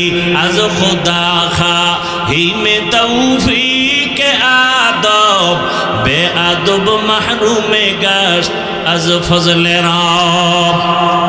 সেই ওমর কেমন পাওয়ারওয়ালা! ওমর এখন যেই পথ দিয়া হেঁটে যায়, ওই পথ দিয়া শয়তান পর্যন্ত হাঁটে না। দেখছেন নি, শয়তানে ভয় পায় কারে? ওমরের। আমগো বাঙালি এক চালাক, শয়তান আমারেও ভয় পায়। কেন? আমি ওর থেকে এই পরিমাণ আকাম জানি যে শয়তানও জানে না। এরে আমার কলিজার যুবক, সারা রাত যদি বয়ান করি কি লাভ হবে যদি তোমার আমল সুন্দর না হয়? মা বাবাকে গিয়া যদি আবার খারাপ ভাষায় গালি দাও, তোমার জীবনের কোনো বয়ান কাজে লাগবে না। আমি যে এতক্ষণ বয়ান করতেছি রে বাবা, একবারও কিন্তু বলি নাই আমার মতো টুপি লাগাও। আমি কওমি মাদ্রাসার সন্তান, তোমরা কওমি মাদ্রাসায় যাও বলছি। আমি তাবলিগের লাইনের সন্তান, পীরের মুরিদ, তোমরা পীরের কাছে যাও, তাবলিগে যাও, দেওবন্দে যাও। একবারও বলি নাই স্কুল কলেজের ছাত্র বাবারা স্কুল কলেজ ছেড়ে দাও, একবারও বলি নাই।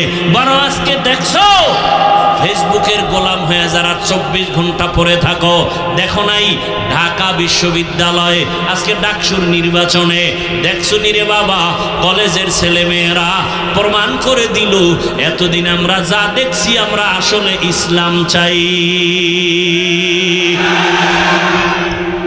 কি চাই? তোমরা কি চাও? এই জন্য অনুরোধ করি রে যুবক, কোন দল বুঝি না, নেতা বুঝি না, ইসলাম যারা নিয়ে আসবে তারা আমাদের বন্ধু, যারা ইসলামের পক্ষে নাই তারা মুমিনের বন্ধু হতে পারে না। ভোটের আগে টাকা খাবা না, পায়খানা খাইও, হালাল সাবান দিয়া কুলি করবার শেষ। কিন্তু যারা ভোটের আগে টাকা খাবা, জাহান্নামের আগুন ছাড়া উপায় নাই। এই যুবকেরা, সত্য কথার সাক্ষী দিও বাবা, মানো আর না মানো, আল্লাহর কোরআনটা কি সত্য? একটু বুঝা শুনে বলো, কত পার্সেন্ট সত্য? সন্দেহ নাই?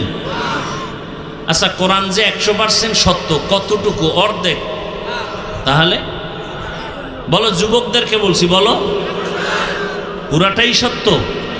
আচ্ছা, কোরআনের মধ্যে যত বয়ান আছে তাও কি সত্য? সাক্ষী দাও। যুবক বাবারা বলো, এই কোরআনে কি জান্নাতের বয়ান আছে, জাহান্নামের বয়ান আছে? এগুলো বুঝি একটু একটু। হ্যাঁ, কে জান্নাতে যাবে, কে জাহান্নামে যাবে আল্লাহ পাক তাও বলেছেন, ইন্নাল আবরারা লাফি নাঈম ওয়া ইন্নাল ফুজ্জারা লাফি জাহিম। নেক আমলওয়ালারা জান্নাতের পথিক, গুনাহ যারা করবে তারা জাহান্নামের পথিক। বানায় বলতেছি? আচ্ছা বলো তো বাবা, এই বয়ানগুলো আমরা না করলে প্রফেসরেরা করবে, ডাক্তার করবে, নেতা খাতারা করবে। রহমতের নবী যখন জাহান্নামের আয়াত পড়তেন, বয়ান তো পরের কথা, এখনো যাও না, গেলে মোবাইলে বের করো, ইউটিউবে সার্চ দাও কোরআন তেলাওয়াত, মক্কা মদিনার তেলাওয়াত শুনো, দেখবা ইমামও কাঁদে, মুক্তাদিরাও কাঁদে, শুধু আয়াত শুনা শুনা। জাহান্নামের আয়াতগুলো তেলাওয়াত করলে যদি কান্না হয়, আর ওই আয়াতের তরজমাগুলো যদি বুঝাইতে থাকি জাহান্নামটা কেমন, কোন গুনাহগারের জন্য আল্লাহ জাহান্নাম বানাইছেন, এগুলো যদি বয়ান করি, এক পর্যায়ে গুনাহগারের কলিজার মধ্যে আঘাত আসতে আসতে ওই বান্দা পাগলের মতো হয়ে যাবে। দুনিয়ার গরম সহ্য করতে পারি না, জাহান্নামের গরম কেমনে সহ্য করব? দুনিয়াতে মশার কামড় সইতে পারি না, জাহান্নামের আযাব কেমনে সহ্য করব? এইভাবে শুনতে শুনতে দিল নরম, যত ভয় আসবে তত গুনাহ ছাড়া সহজ হবে। নেক আমলওয়ালাদের জন্য জান্নাত, গুনাহগারের জন্য জাহান্নাম। জান্নাতটা কেমন আরামের ঘর আল্লাহ তাও বয়ান করেছেন, জান্নাতিন তাজরি মিন তাহতিহাল আনহার খালিদিনা ফিহা। জান্নাত এমন এক আরামের ঘর যেখানে অশান্তি বলতে কিচ্ছু নাই, শুধু শান্তি। দুধের নহর, মধুর নহর, ঝর্ণা থাকবে কত সুন্দর। জান্নাতে ঢুকলে কোনোদিন বাথরুম হবে না, কোনো যুবক যুবতী সুন্দরী সুন্দর থাকবে, কালো হবে না, জীবনে কোনো পুরুষের দাড়ি উঠবে না। জান্নাতীরা জান্নাতে ঢুকবে, ওখানে অশান্তির কিছুই থাকবে না। স্বর্ণের বিছানা, স্বর্ণের পেয়ালা, মখমলের চাদর, এত সুন্দর জান্নাত কারা পাবে? কারা? নেক আমলওয়ালারা। আর গুনাহগারেরা জাহান্নাম পাবে কেমন আল্লাহ তাও বয়ান করেছেন, ওয়াইলুল লিকুল্লি হুমাযাতিল। আছে না নাই? আল্লাহ কয়, যারা মানুষের দোষ চর্চা করো, ফেসবুকে গীবত করো, অমুকের বিরুদ্ধে লেখো, আবার বইয়া চায়ের দোকানে গীবত করো, কবিরা গুনাহ করো, এদেরকে আল্লাহ বলেন ওয়াইলুল লিকুল্লি হুমাযাতিল লুমাযা। ওয়াইল জাহান্নামের একটা স্তরের নাম, ভয়ঙ্কর একটা স্তর জাহান্নামের ওয়াইল। এত মারাত্মক ওয়াইল নামক জাহান্নাম। আল্লাহ কয়, যারা মানুষের বিরোধিতা করে, গীবত করে, তাদের জন্য ওয়াইল নামক জাহান্নাম। হুমাযাতিল লুমাযা, যারা মানুষের অপমান করে, বানায় বানায় দোষ দেয়, এদের জন্য ওয়াইল নামক জাহান্নাম। ওয়াইলুল লিকুল্লি হুমাযাতিল লুমাযা। এরপরে কি? আল্লাযী জামাআ মালান ওয়া আদ্দাদা ইয়াহসাবু আন্না মালাহু আখলাদা কাল্লা লা ইউনবাযান্না ফিল হুতামা। আর একটা জাহান্নামের নাম কি? হুতামা। কেমন হুতামা? আল্লাহ নিজেই বলে, রাসূল জানেননি। ওয়ামা আদরাকা মাল হুতামা, জাহান্নামটা কেমন হুতামা জানেননি? হুতামা নামক জাহান্নাম আল্লাহ নিজে বলেন নারুল্লাহিল মুকাদা। বাবা বাংলা তরজমাগুলো পইরা পইরা মাঝে মাঝে দেখো। আর আইতাল্লাযী ইউকাযযিবু বিদ্দীন ফাযালিকাল্লাযী ইয়াদউল ইয়াতীম।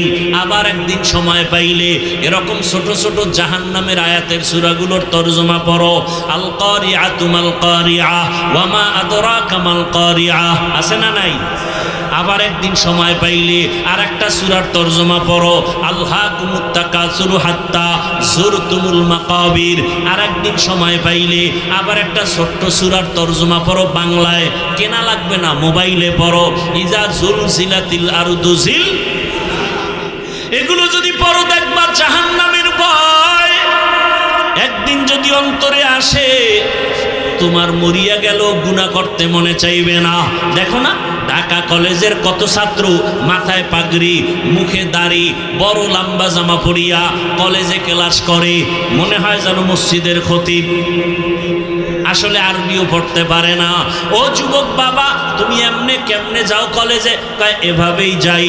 এই সূরাত কেন বলে? ওলামায়ে কেরামের নেক নজর রাখছে, আল্লাহর রহমত আমার উপরে আসছে। কলেজে কি মেয়ের ছেলে নাই কয় আছে? তোমার কি ডিস্টার্ব হয় না? কয় না। মাঝে মাঝে তোমার বন্ধু বান্ধবীরা কি আড্ডাখানায় ডাকে না? কয় ডাকে। তখন তুমি কি করো? আমি ইস্তেগফারের আমল করি। তখন আল্লাহ রাস্তা খুলে দেয় কি? কয় আমার ক্লাসের মেয়েরা ওরাই আমার পক্ষে বলে ছেলেদেরকে, ও আল্লাহর লাইনে আছে, ওরে ডিস্টার্ব করিস না, আমরা চল। ও যুবক, সারা রাত ওয়াজের দরকার নাই, ভালো করে বুঝো। আমি সারা বাংলাদেশে বলি, যুবক স্কুল ছাড়বা না, কলেজ ছাড়বা না, লেখাপড়া ছাড়বা না। আমি দোয়া করে যাই, আমার দোয়া কবুল হবে না, তবে এখানে বহু আল্লাহর বান্দা আছে, কারো না কারো আমিন কবুল হবে বলে আশা করি।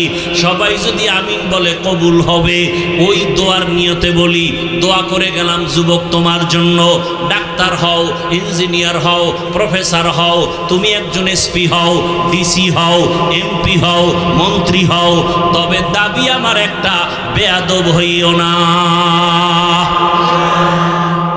তোমার ব্যবহারে কোনোদিন যেন মা বাবা কষ্ট না পায়, তোমার আচরণে কোনোদিন যেন শিক্ষক কষ্ট না পায়, ওলামায়ে কেরাম যেন মনে কষ্ট না পায়। কারণ তোমার জীবনের সফলতার জন্য এই তিন ব্যক্তি তোমার মূল চাবি। মা বাবার বরদোয়া লাগলে খোদার কসম মরার আগে তুই পঙ্গু হয়ে যাবি। শিক্ষকের মনে যদি কষ্ট দাও, লেখাপড়ার জগৎ থেকে তুই হারিয়ে যাবি, জ্ঞান কিচ্ছু থাকবে না, বুদ্ধি থাকবে না। ওলামায়ে কেরামের সাথে যদি বেয়াদবি করো, চরিত্র জীবনে আর তোর সংশোধন হবে না। বুঝাইয়া বললাম, হেদায়েতের মালিক আমার আল্লাহ। ওরে আবু জাহাল 13 বছর আমার মায়ার নবীকে দেখিয়াও বয়ান শুনিয়াও কালেমা পড়ে না। আর ওমরের মতো বান্দা 27 বছর বয়সে নবীরে জবাই করতে গিয়া কালেমাওয়ালা হয়ে গেল। এমন আল্লাহর ভয়, ওমর এত ভয় পাইয়া ইন্তেকালের কিছুদিন আগে ছেলের নাম আব্দুল্লাহ, আব্দুল্লাহরে ডাইকা কান্না করে, ডাক দিয়া কয়, আব্দুল্লাহ মনে হয় বেশি দিন বাঁচবো না, তবে আমি 2টা দোয়া সব সময় করেছি, আমার মরণটা যেন রসুলের শহরে হয় আর দাফনটা যেন রসুলের পার্শ্বে হয়। কিন্তু আবু বকরও চলে গেছেন, আমার মায়ার নবীও চলে গেছেন। এখন পার্শ্বে তো আয়েশার রুম, আয়েশা যদি অনুমতি না দেয় আমার উপায় নাই, রসুলের পার্শ্বে যেতে পারবো না। কারণ আয়েশার হুজুরা, সেখানে তার স্বামী রসুল আছেন, তার বাবা আবু বকর। আয়েশা যদি অনুমতি না দেয় আমি রসুলের পাশে যেতে পারবো না। কিন্তু আমার মনে চায় আমি যেই রসুলের পায়া, যেই রসুলের মোহাব্বত ছাড়া এক সেকেন্ড আমি বাঁচতে পারতাম না, মায়ার নবীও আমাকে ছাড়া কোথাও যাইতেন না। এক পার্শ্বে আবু বকর আর এক পার্শ্বে আমি ওমর। পরামর্শ আমার ছাড়া ওমর আবু বকর ছাড়া করতেন না। ওই নবীরে ছাড়া আমি কবরে গিয়া থাকবো কিভাবে? আব্দুল্লাহ, আমার মনের ব্যথাটা আম্মাজানকে একটু বল। আম্মাজান কি জবাব দেয় আমাকে এসে শোনা। যখন ওমর এই কথা বলি আব্দুল্লাহকে পাঠায়, আব্দুল্লাহ গিয়ে আম্মাজান আয়েশার কাছে যখন বলতেছেন, আম্মাজান শুইনা চিন্তায় পড়ে গেলেন যে এখন তো আমি একটু খোলামেলা চলি, কারণ আমার স্বামী রাসূল নিচে আর আমার বাবাজান আবু বকর। ওমর যদি আসে সে তো ভিন পুরুষ, আমার হুজুরে আসলে আমি কোথায় যাব, কেমনে চলবো? তখন তো আমার চলাফেরা একটু হিসাব করতে হবে। আম্মাজান বলে, আব্দুল্লাহ তোমার বাবারে জানায় দাও, আমি একটু চিন্তা করে বলবো। যখন এ কথা বলিয়া দিল ওমর পেরেশান হয়ে গেলেন। যদি সুসংবাদটা পাইতাম কলিজা ঠান্ডা হয়ে যাইত। এবার ওমর এই চিন্তা করে আর আল্লাহর কাছে দোয়া করেন। একদিন ওমর মসজিদে নববীতে ফজরের ইমামতিতে দাঁড়াইলেন। দুশমন নামাজের ভিতরে পায়ের উপরে আঘাত করলো, ওমর পড়ে গেলেন। ওই দিনটাও ছিল মুহররম মাসের 1 তারিখ। কি মুহররমের 1 তারিখ ছিল। শাহাদাতে হুসাইনের আলোচনা হয়, ওমরের শাহাদাত মুহররমে আলোচনা হয় না কেন? খবর নাই, জাতির আবেগে দৌড়ায়, বিবেক দুর্বল হয়ে গেছে। ওমর পড়িয়া গেছে, রক্তক্ষরণ হচ্ছে। হঠাৎ সবাই ধরাধরি করলো, নামাজ শেষ করতে না পেরে ওমরের টেনে পেছনে আনলো। ওমর বলতেছে আব্দুল্লাহকে, বাবা আমার বোধহয় বিদায়ের সময় আসছে, আমারে আঘাতটা কি মুমিনে করছে না বেঈমান? নাম যখন কইছে আলহামদুলিল্লাহ, আমি তো চাইছি আমি শহীদই মরণ। বেঈমানের আঘাত যখন আসছে আমার মরণটা তো শহীদ, কিন্তু আমার মনে একটা দুঃখ। আম্মাজানের কাছে বিদায় বেলা আর একবার যাও। আম্মাজান তো আমাকে ওয়াদা দেয় নাই, এখন বিদায় বেলা জিজ্ঞাসা করু আমার দাফনটা কি মায়ার রসুলের কাছে হবে নাকি? আব্দুল্লাহ দৌড়ায় চলে গেলেন আম্মাজান আয়েশার কাছে। আম্মাজানকে যখন বললেন, আম্মাজান চোখের পানি সারিয়া বলে, যাও আব্দুল্লাহ যাও, আমি প্রয়োজনে ভিন্নভাবে জায়গায় যাব। আমার দাফন এখানে না হলে অন্য জায়গায় হবে, তবে ওমরের দাবি আমি পূরণ করে নিলাম। ওমর শুইনা খুশি মনে কালেমা পড়ে দুনিয়ার থেকে চলে গেলেন। রসুলের পার্শ্বে দাফন। এতদিন বাবা ছিলেন আর রহমতের নবী। আম্মাজান আয়েশা একটু খোলামেলা চলতেছেন রুমে। যখন ওমরের দাফন হয়ে গেল, এখন আম্মাজান চেহারা ঢাইকা, মাথা ঢাইকা রুমের মধ্যে ঢুকেন আর বের হন। কি ব্যাপার? একজনে জিজ্ঞাসা করি, কয় আপনি এমন কেন? তো করেন আগে করেন নাই। কয় এখন তো ওমর, আমার তো একটু পর্দার দিয়ে নজর বেড়ে গেছি। এতদিন আব্বা ছিল, টেনশন ছিল না, রহমতের নবী ছিল, কোনো পেরেশানি ছিল না। এখন তো ওমর, আমার তো একটু পর্দার খেয়াল বেড়ে গেছি। ও পর্দার আড়ালের আম্মাজানেরা, ও মা, এতক্ষণ আপনাদের সন্তানদের যত বয়ান শুনাইলাম, আপনার সন্তান ডাক্তার হবে, ইঞ্জিনিয়ার হবে, প্রফেসর হবে। আল্লাহর কসম মা, আপনার আদর্শ ভালো না থাকলে কোনোদিন ভালো সন্তান হতে পারবে না। আমি দাবি একটা করেছি, সন্তান যেন বেয়াদব না হয়, তার আচরণে কোনো মা বাপ যেন কষ্ট না পায়। সন্তান ডাক্তার হবে, তবে তার আচরণ যেন খারাপ না হয়।